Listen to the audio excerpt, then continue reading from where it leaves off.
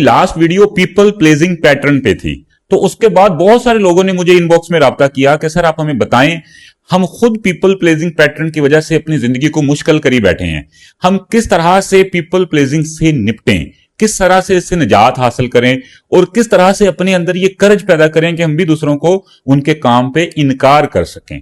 तो आज हम कुछ प्रैक्टिकल स्टेप्स सीखेंगे कि किस तरह से आप ना कहना सीख सकते हैं, किस तरह से आप हमेशा हां कहकर भी बुरे बनने से बच सकते हैं।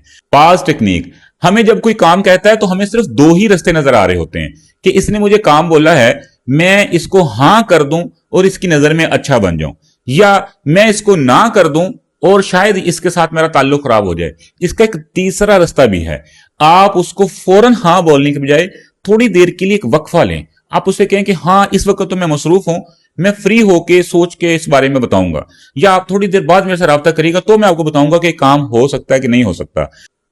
जब आप वक्फा ले लेंगे, वक्फे के दौरान जिसने आपको काम कहा है उसका 50% ज़हन बन जाएगा कि ये बंदा मुझे इनकार भी कर सकता है क्योंकि इसका शेड्यूल बिजी है, ये इस वक्त किसी और काम में मसरूफ है। दूसरी तरफ आपको टाइम मिल जाता है उसका एनालिसिस करने का, क्या वो असाइनमेंट्स आपको लेनी चाहिए, क्या वो जिम्मेदारी आपको लेनी चाहिए। आप फ्री टाइम में सुकून के साथ बैठ के सोचें, अगर उसकी जिम्मेदारी आप उठा सकते हैं तो आप उसको थोड़ी देर बाद कह सकते हैं कि हाँ भैया मुझे दे दें, मैं ये काम कर देता हूं। लेकिन अगर आपको लगता है कि ये जिम्मेदारी उठाने से आपके बाकी काम भी डिस्टर्ब हो जाएंगे और आप अच्छे बनने के चक्कर में अपने जरूरी असाइनमेंट को इग्नोर कर बैठेंगे और अपने जरूरी फराइज भी पूरे नहीं कर पाएंगे, तो थोड़े वक्फे के बाद उसको कह सकते हैं कि भैया मैंने कोशिश की लेकिन मैं आपके काम के लिए टाइम नहीं निकाल सका, इसके लिए माजरत। स्टेप 2, हेल्दी बाउंड्रीज डिफाइन कर लें। जब कोई बंदा आपसे काम कहता है तो उसमें देख लें कि उसमें कितना काम आप उसका पोर्शन आसानी से कर सकते हैं, कितना नहीं कर सकते। अगर कोई फर्ज कर लें आपसे आधार पैसे मांगने आता है, उसने आपसे इतने के पैसों की डिमांड की है जो आपके लिए इशू नहीं है, आप उसको दे देंगे, वो आपको वापस नहीं भी करेगा तो भी इशू नहीं है, तो आप वो काम की जिम्मेदारी ले लें। लेकिन अगर आपको लगता है कि ये मेरा बजट है, इस बजट से ज्यादा मैं किसी की मदद नहीं कर सकता, उस बजट से ज्यादा कोई आपसे डिमांड करता है, तो आप उसको बता दें कि भैया ये मेरी हद नहीं है, मेरी जो आमदन है, मेरा जो बजट है उसके अंदर अंदर मैं आपकी मदद कर सकता था, इसलिए आप किसी दूसरे से मदद मांग लें। तो जब आप अपनी बाउंड्री सेट कर लेंगे, जब आप सिर्फ पैसों के मामले में नहीं, आप अपने वक्त के मामले में, अपनी एनर्जी के मामले में और जिम्मेदारी लेने के मामले में भी, तो जब आप एक अपनी हेल्दी बाउंड्रीज डिफाइन कर लेंगे उस वक्त आपके लिए दूसरों को ना कहना आसान होगा।